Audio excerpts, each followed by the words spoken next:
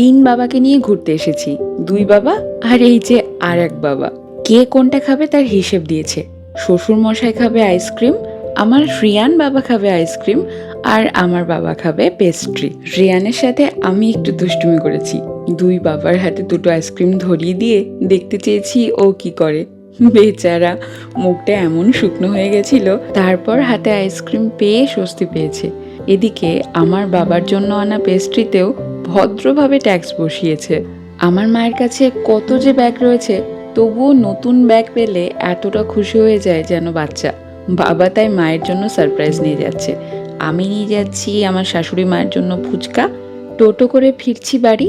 আমার কেনা নতুন এই গাড়িটা দেখে বাবা বলছে, ভীষণ শান্তি পেয়েছি মনে। বরকে দিলাম পান আর শাশুড়িকে দিলাম তার প্রিয় ফুচকা।